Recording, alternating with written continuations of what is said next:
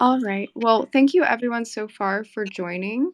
Today, we're pleased to host a very special guest from API3, Ryan Botter, the marketing lead, as well as Ben Carville, the ecosystem growth lead at API3.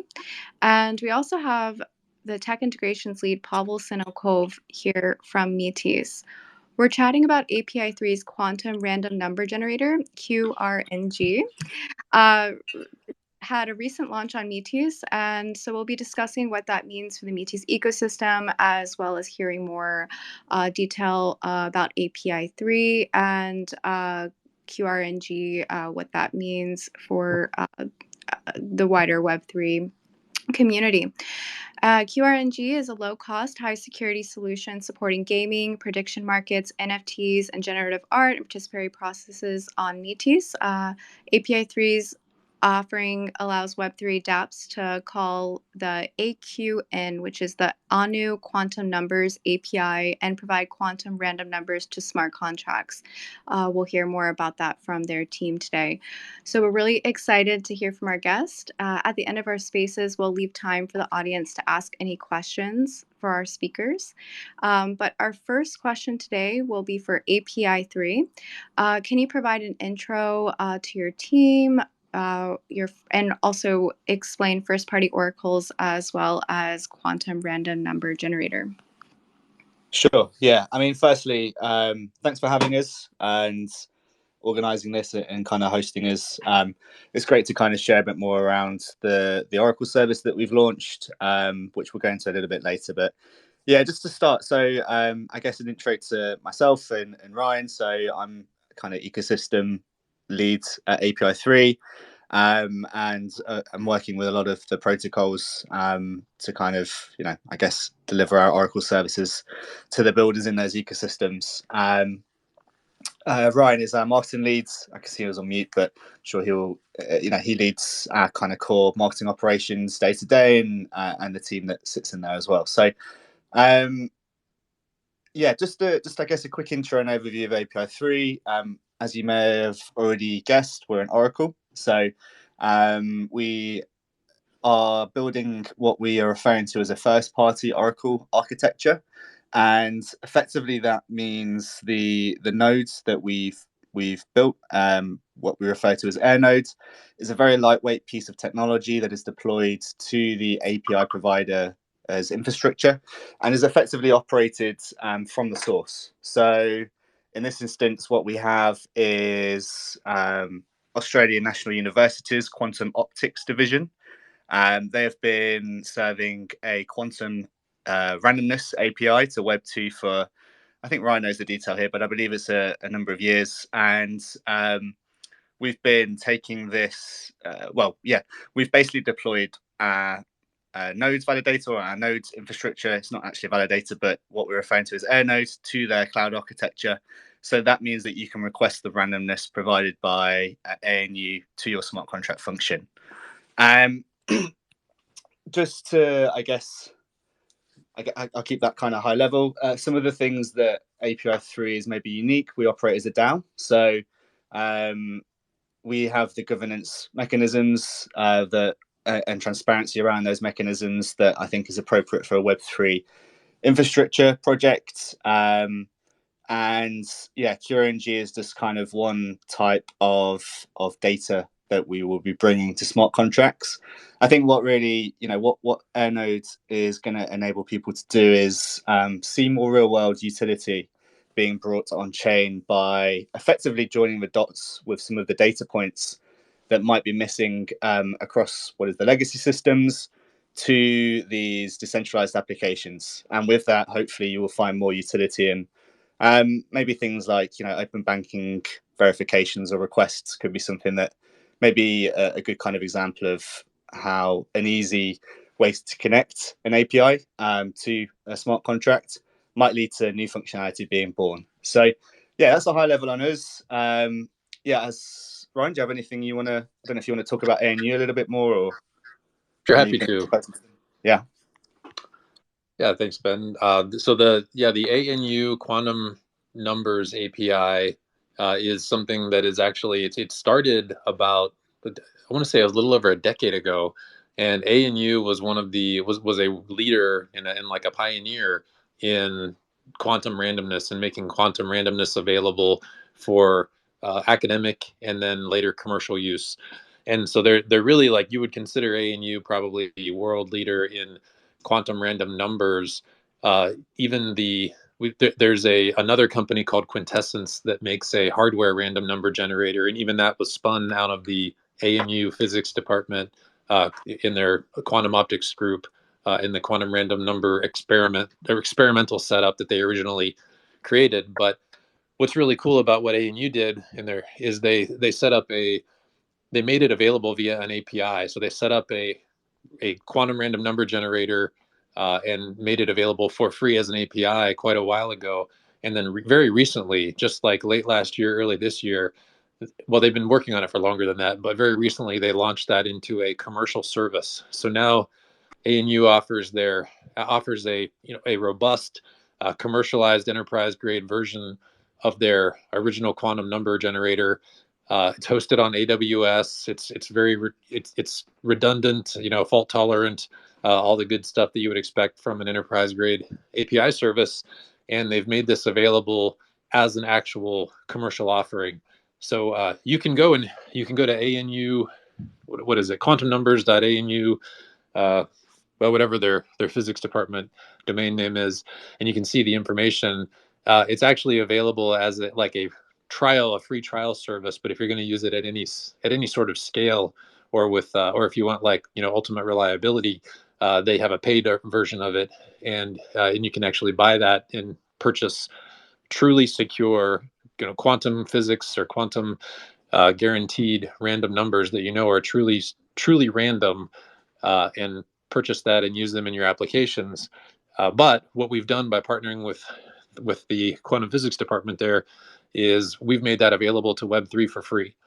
So it's no longer it's not something where you have to go and subscribe and pay the commercial fee. You're actually getting the commercial grade quantum random number service that you normally have to pay for on Web 2. You're getting that for free on Web 3. And we're doing that as a way to kind of bootstrap and really demonstrate the power of first party oracles and how you can take a real world business and make what they have available to Web3 very efficiently at very low cost, and very easily, but also very securely. So yeah, it's a really cool thing that ANU has enabled us to do here, and it's the only truly random service available to Web3. And then I'm curious. I'm not exactly sure what people are using currently for randomness on Metis today, but it's probably, I would guess, clearly the most secure random number function or random number service available to smart contract developers on Metis. And so I think that's also a really big value add for everybody here.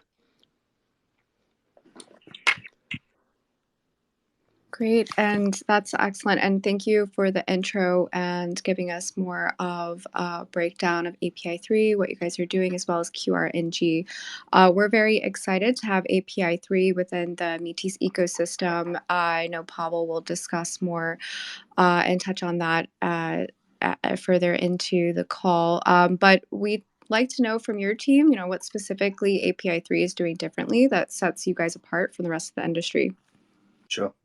I may have kind of had a spoiler there in the first answer I gave, but I mean, what first party means is we can scale access, not only to a deployment perspective into protocols, but also from a data availability, and we can be very agile in the way that we do connect the requirements of dApps to, I guess, the data that they need to execute in those functions. So yeah, I mean, it opens up, hopefully this is the vision. It opens up what will be access to data points that might not be available already, things like credit scores. What we're seeing is that enterprise or kind of institutions are happier to operate in air nodes. There's not as much barriers to entries as maybe setting up what is a validator, a typical Oracle node validator. So, on the flip side of that, the dApps can access a wider variety of data. I think the other thing as well is that at the moment, the dApps will be calling a middle node layer, and it's a great system. It works, but there's not the ability to gauge the trust based on the data source. So having that request coming directly from, in this case, it's the Australian National University's Quantum Optics division. They have a legacy reputation that they want to uphold. So, you're deciding yourself on whether you trust that source. Later down the line, you may look to aggregate that data feeds to kind of further, I guess, decentralize the data that you're requesting. But we're rebuilding, I guess, what we're referring to as the building blocks of what are decentralized feeds, and kind of returning, placing the trust back on the source and adding transparency back to that decision-making process. I think lastly as well, so we're a DAO. The DAO will be a collateral pool for a risk protection service. So we will be launching fully automated price reference data feeds later in the year, hopefully this half of the year.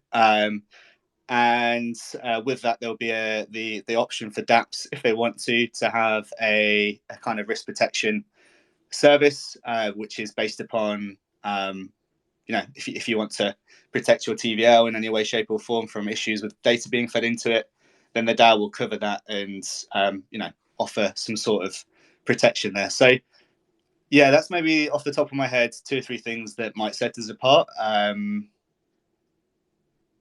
don't know if Ryan has anything to add there. I think the other thing is we have maybe 180 APIs that have joined what we're referring to as the API3 Alliance. And you have things, it's I guess internal commentary, but we have music data providers, which we didn't think might actually have a Web3 use case until recently, when an NFT music project dropped as an inquiry and wanted to use the data from kind of music, if you imagine the visuals of it, to form NFTs.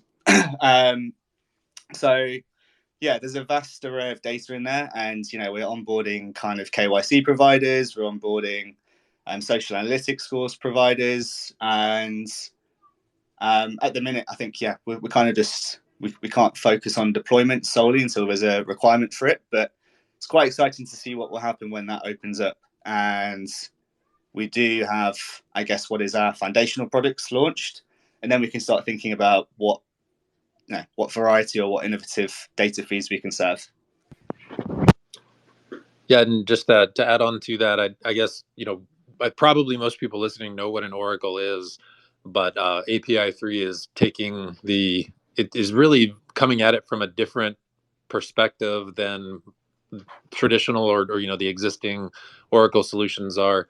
Rather than focusing mostly on data feeds, rather than focusing on an incredibly complex problem, the Oracle problem, and then in practice only really delivering data feeds, we're looking at it as how can we bring the API economy from Web 2 onto Web 3.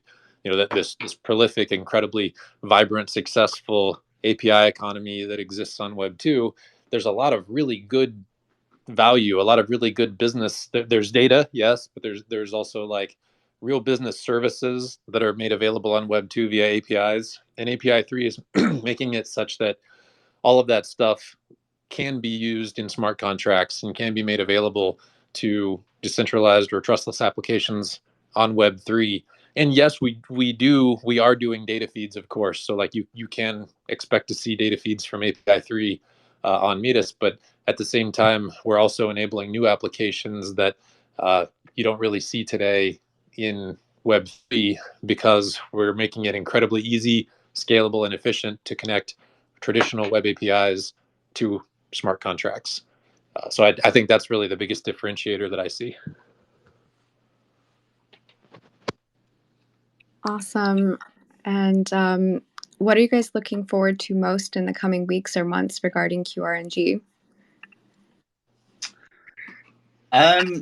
So Yeah, I mean, the service is now available as goods or a public utility. That means anybody can access it from a permissionless perspective. You don't need to leave your email address. You just need to go into the docs and request the smart contract, the wallet address or the smart contract address into your function, and yeah, you can make use of this data within whatever you'd like to do. So with it being permissionless, we're hoping that people will go in and feel free to kind of innovate with the feed. And yeah, I mean, we're going to be trying to, I guess, engage possibly developers, hopefully developers directly, but also people like Pavel or other kind of developer evangelists to, I guess, see how we can deliver workshops or see how we can start to speak to these individuals and see, I guess, help inspire use cases and inspire how people might look to use it as well. So, I mean, that's the core thing for us. We've been working on API3 for 18 months ago, so it's pretty nice to see our first production Oracle service available for people to build. So, yeah, I mean, closing the loop there, it'd be very nice to see people use it and, I guess, see the value adds to their dApps or value add to their projects in interesting ways. I think it's also like ANU's Quantumotics arm is, as Ryan was saying, set up this as a commercial service a year ago, and they're just equally as excited to, I guess, view Web3 as a vertical that they can serve with data. And yeah, I mean, I think some of those folks might not have been thinking the API might have a use case within NFT generation maybe 12 months ago, but they're just as kind of intrigued by what is, the decentralized ecosystem that we typically talk about or live in day to day. So that's pretty cool. Yeah, I mean, I think that's a fair kind of take on it. I think we don't really know what people are going to do. We don't know what people are going to build with random numbers. If you're a developer, you know that random numbers, having access to randomness is a fundamental primitive that you need for certain applications. Like, you can't build certain applications without randomness. And the traditional, if you don't have something like VRF, verified random function, available to you in your environment, then the most common way to get randomness is to do something like use the block hash or something like that. And there are kind of, I don't know, you'd call them like shortcuts or ways that people have accessed random numbers in smart contracts in the past. But then it turns out that those are not really, those are random, but they're not quite unpredictable, because there are ways for people to exploit that approach to randomness. So what the Qrng service or Qrng API allows people to do is get randomness that they can count on, that no one is going to predict. No miner, nobody in the ecosystem, or nobody like in the data flow or application stack is going to be able to predict. And then you can count on those as true random numbers. And so I don't know if you find this interesting or not, but just in case anybody's not aware, most of the random numbers that computers use today, or most of the random numbers that computers use, and certainly most of the random numbers that smart contracts use, are actually what are called pseudo random numbers, which means they're not entirely unpredictable. They're actually generated from a deterministic or predictable computer algorithm, and they're based on how you start them by feeding what's called a random seed into the algorithm, and then based on the random seed, the algorithm will generate one after another, sort of a stream of what are then unpredictable random numbers based on that seed. But you have to have a secure seed in the first place in order for that to work.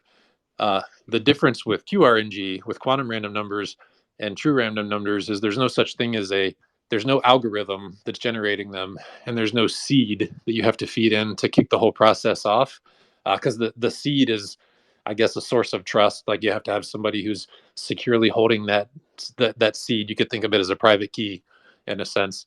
So the quantum random numbers are based on quantum physics and the I guess you call it like the Heisenberg uncertainty principle, or this idea that there are things at the quantum level, at the submolecular level, that we literally cannot predict. That, as far as we can tell, as far as science has shown so far, these are truly random variations that ANU is able to measure and then feed into your application.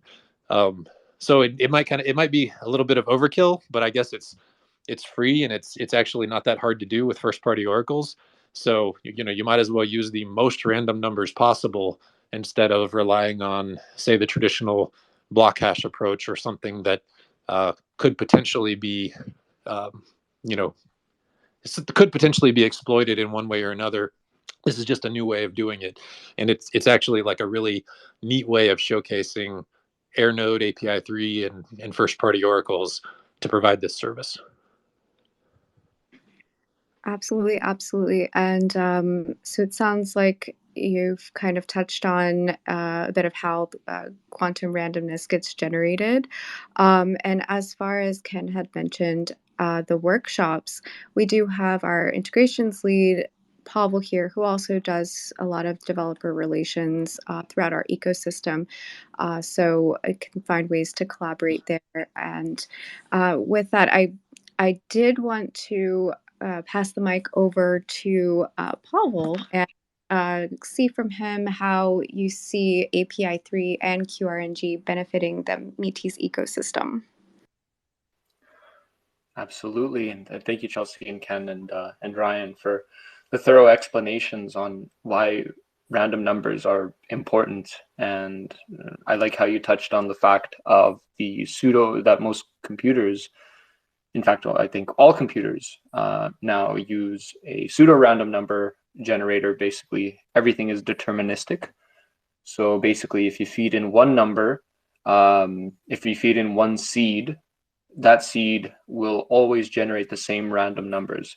And it's a very big effort in order to make something truly random that computers can consume. But there is that limitation of any number that you enter into a computer will generate the same results. And it's I think, a very, very big breakthrough to use quantum random numbers, especially to make it so that it is essentially the numbers that are coming into the system that you can't predict the exact numbers that are coming into the system, and then that's what guarantees the randomness.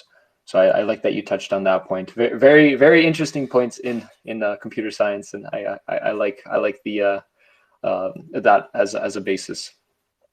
In terms of the usability of applications on Metis or any other network that utilizes random numbers, so a lot is present on the website of API3 about Qrng, that you can utilize random numbers in different types of applications that inherit that need to use random numbers. For example, if you're creating a game, if you're having like some sort of it could be like a slot machine game, or it could be something more complicated in terms of determining different maybe card draws for a different game, or maybe like when you're unboxing something, you could also have that in addition with random numbers as well. So that this is something that is important to have in order to maintain that fair and transparent system where the numbers are not manipulated or have that potential to be manipulated by third parties. So another use case is any type of NFTs. So you're looking at more so one of the first and arguably the most popular one is the CryptoKitties. CryptoKitties came from like a random randomness. So every CryptoKitty has random qualities associated with that, and it's very important to have essentially no ability to influence that result, especially when you have the end result is dictated by the random numbers that you're getting it from. So it has to be truly random for it to hold any value within that system. Another way is determining in terms of if you, for example, who gets to participate maybe within like a random draw process. So who gets maybe for example like who wins the lottery, or who is able to I don't know, be a voting participant in a certain decision. So there's these things that, and then that might extend to and relate to other things that impact other systems as well. So there could be some aspects to add in. Maybe for example, you can't come to a decision, so you just flip a coin. Well, it's important to know that the coin flip isn't going to be manipulated in a way which would favor one party over the other. So there's different types of applications that are currently would be able to utilize this in terms of the random number generation. And a lot of what is important is that the low cost and the high efficiency of it as well. And based on what I read, everything is already included within the Qrng. So no additional upfront costs. It's just that the gas fees that are that you're paying for. So API3 doesn't consume any additional revenue from this. It's basically just a service to outline the randomness. So that's also very beneficial towards the ecosystem to know that if you are subscribing to this, that you're not paying like any overhead or any additional upfront costs as well. So yeah, NFT generation, gaming projects, different types of applications that might require randomness within internally, but definitely more so how I see it being valuable is definite GameFi projects or NFT projects that would need that randomness in order to be fun and entertaining, and also having that equitable way of distributing the different things, different qualities of an NFT on the blockchain. So yeah, that's I guess how just a summary of where the types of applications that it could be used in, and definite more random numbers and having that ability to be easily accessible would be very essential for any ecosystem to grow, including Metis. Yeah, for sure. I mean, Pavel, I like the idea of we're a DAO as well, so I've been thinking around how we could maybe use this within engagement across the DAO, and I like the idea of randomness around maybe voting or certain engagement mechanics. That'd be pretty interesting to see play out. But yeah, I mean, you touched upon a lot of the use cases that I hope it will find. You're right. I think gaming will be key. You touched upon loot boxes, upgrades, potentially forming on-chain casinos if you wanted to. But I also think DeFi has quite a potentially interesting application, maybe around kind of yield farmers engagement. We have something in the UK called premium bonds, where people effectively, are rewarded sporadically for holding bonds. So yeah, I don't know if that's a mechanic that you could start to introduce, particularly if the feed itself is basically very low cost or no cost, particularly given the gas fees on Metis as well. So you could kind of introduce a mechanic like that pretty efficiently. So I hope that does inspire some people to think about how they could innovate within their own offering and kind of introduce randomness in different ways. Things that gaming, we've seen it tried and tested, so hopefully it'll find lots of value there. But be really interesting to see how these maybe niche applications that are now possible could also emerge. Definitely. And thanks, everyone. We're excited to have Qrng within the Metis ecosystem. And we'd like to hear more about how your team sees Qrng being utilized within Metis, and also could hear from Pavel too.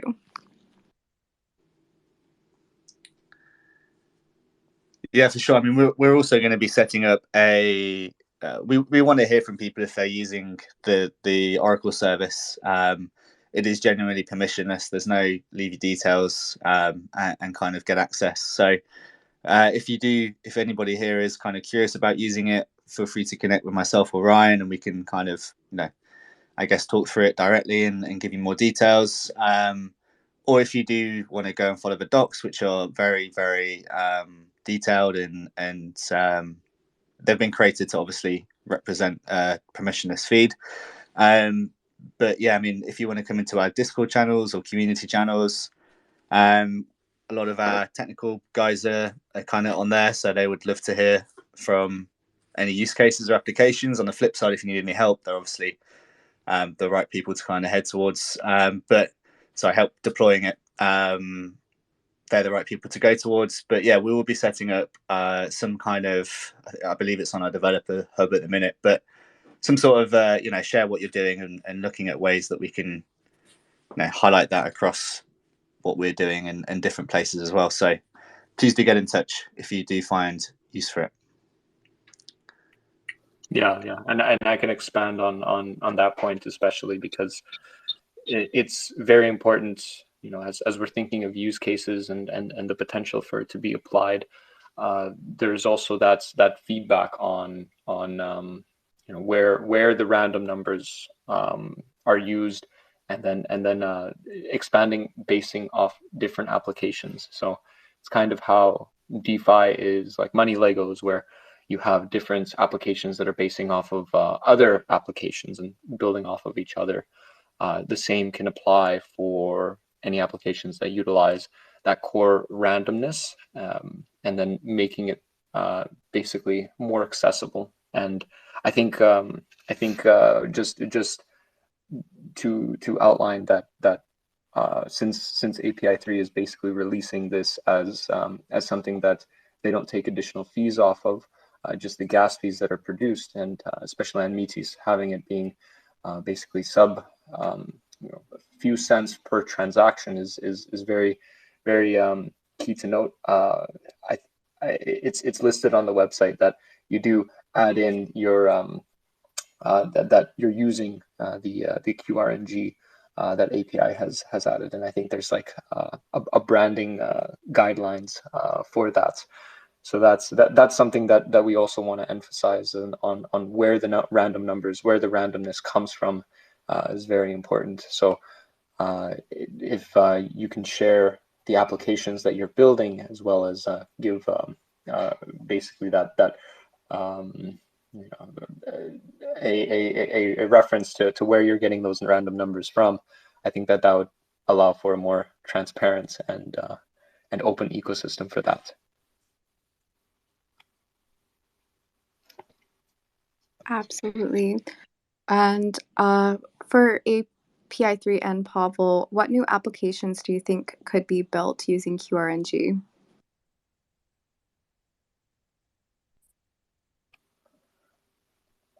Yeah, I think we might have touched on that point, but I can definitely expand. Again, lotteries. You have different types of NFTs that have these randomness associated with it. You also have different as well. The not only the NFTs, not only the lotteries, but also the governance aspects as well that could be used, and the DeFi applications that might utilize maybe a set amount of more so like, hey, you invested into our platform, and then we're doing a random airdrop, and it's guaranteed random and to a specific community member, because a lot of these random airdrops can occur from one guy managing a spreadsheet, and then in the back of the room, like, oh yeah, I like this guy and this guy that participated, and but in fact, you can do this all transparent, all on chain, and this is where the utility comes from, is that transparency, that verifiability, and that immutability of all of the data that's present with the random numbers that are generated, and making sure that it can't be manipulated in by any external third-party actors is is essential for this. So, why would you use this service as opposed to, generating the whatever random number that comes from your computer, is simply because it's guaranteed to be random, and having that utility, and especially basing tons of financial applications and other things as well, and the future of governance and different economies off of the functionality. It better be random. That's basically the extent of the applications and the utilization of the random number generator. Oh, Ken. Yeah, I mean, I didn't want to. I mean, I guess expanding on what we mentioned previously. I think where it might find its niches within the kind of new, because it's a public good and because of the incredibly low gas fees within Metis, it effectively becomes a very efficient fee to make use of within your product. And if you're looking to engage people, if you're looking to drive engagement across the DEX, if you're looking to, maybe reward people within a DAO, or, if you're looking to, I guess, create a bit more interactivity within what you're building, it can be used, as I say, very efficiently, and thus hopefully we'll find new applications emerge organically over, this isn't going anywhere, so over the next few months. So, I mean, Pavel's talked about a lot of them. I think a community lottery is a pretty low-hanging fruit. I've not seen that done within a protocol ecosystem at the moment. But you could also do things like bingo, or whatever kind of game you might find interesting. But and yeah, I mean, it's not a new use case, but yeah, dynamic NFTs or generative NFTs or loot boxes or reward boxes, again, I think are very interesting applications and use cases for the feed, for the Oracle service, which you can now do again with pretty little overheads associated to it. So yeah, I mean, it's really our job to, I guess, open this up and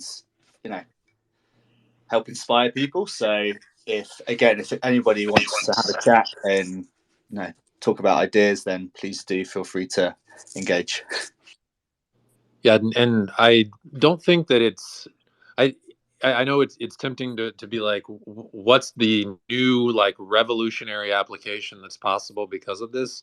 That's not really the situation here. The situation is like some applications, existing applications already rely on randomness, and now you don't have to worry about that anymore. You have this free utility that you can use. It's not going to be the, I don't know, the core of your application. You probably not. It's going to be just something. It's a building block or a primitive that you can use as a smart contract developer in order to make your applications more secure, more fair. You can make them relatively cost effectively. There's not a lot of friction in using it. Like, you don't have to go and subscribe to a service or anything like that.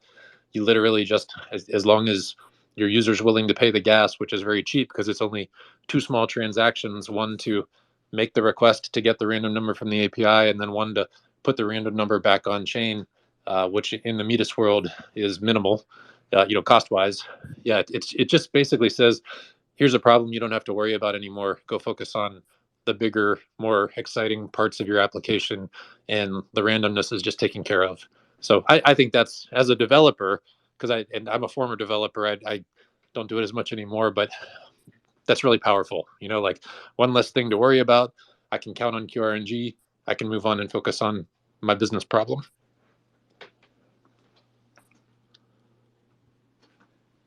I don't know. I guess just to continue, the one thing I wanted to mention was, if you are interested in trying this out and seeing how easy it is, go to the documentation. So the documentation is, you can go to api3.org/qrng, and there's a link there to the documentation, or you can just go directly to docs.api3.org, and there's a link to a starter project there that you can easily run yourself. and you could run that on Metis and run a command, and the contract's already there, the sample contract's already there to request a random number, get the result back, and it prints it out on screen. You can request one single random number, or you can request an array of random numbers, larger array of random numbers if you need more than one in a single contract or in like a single transaction. And it's really easy. You run a few commands, you can see how easy it is, and then the code's right there that you can just utilize in your own application. So if you're a developer and you're interested in how it works and want to find out how frictionless it is to use, just try that starter application, give it a shot, and you'll see that it's trivial now to get truly random numbers in smart contracts. Great. Yeah, I've just sort of plugged that guide and docs link into the last tweet saying that we're live. So I might actually tweet it to the wrong place, but we'll see. Okay, great. And all right, so I did want to open up the conversation for any questions that the audience might have. So if you do have a question, please feel free to request and speak, and we can have the speakers address anything that you'd like to ask. Otherwise, I do think this is a great conversation, especially for Pavel to connect with your team specifically. Is there any, final comments on, how, for instance, users can, what type of initiatives you're seeing users most passionate about, or the future for dApps on Metis to benefit for Qrng? We'd love to hear a bit more, and I will just leave the room open a bit for anyone who has any questions.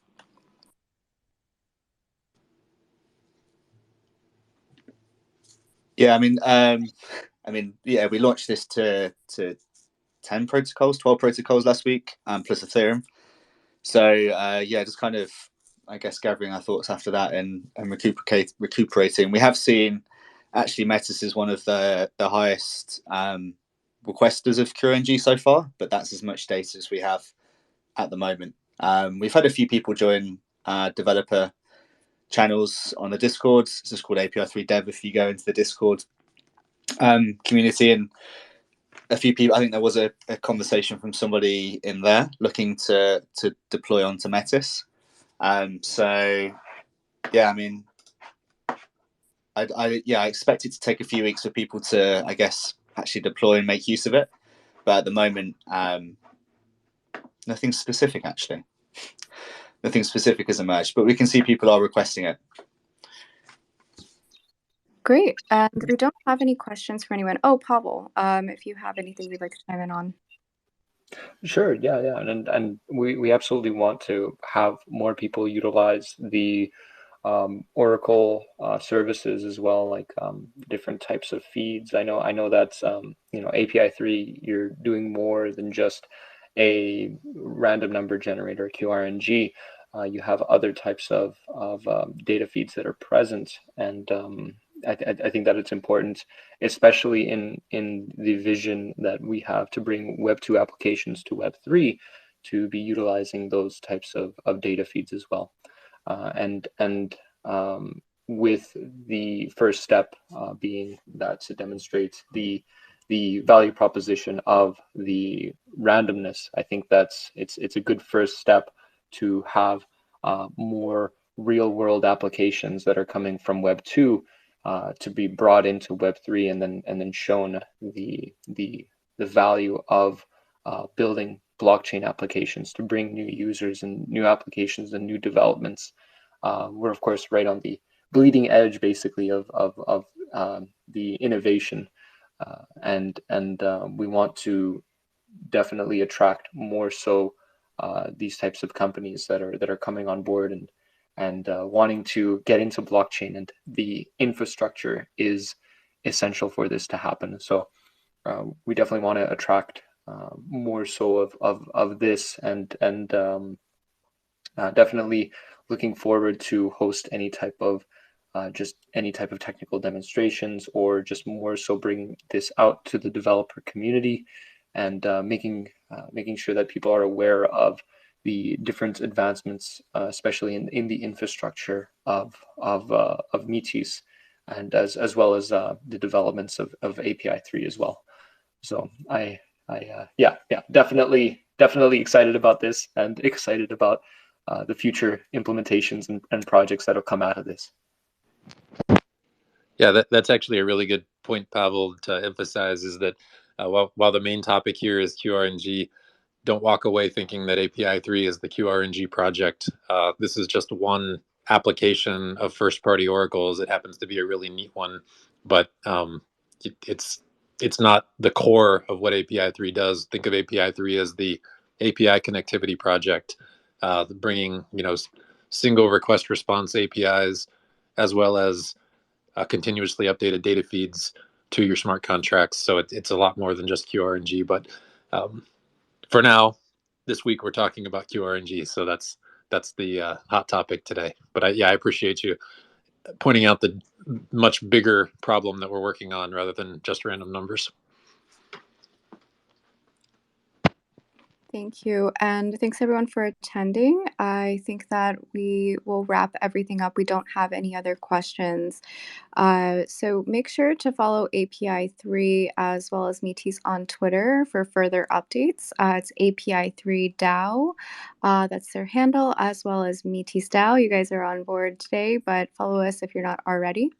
And we're looking forward to collaborating with API3 as well as we continue to build with your team. Thank you so much for joining, as well as everyone that tuned in today. Awesome. Thanks, everyone. Thank you. Thank Thanks, you all. Ken. Thanks, Ryan. Thanks everybody for listening.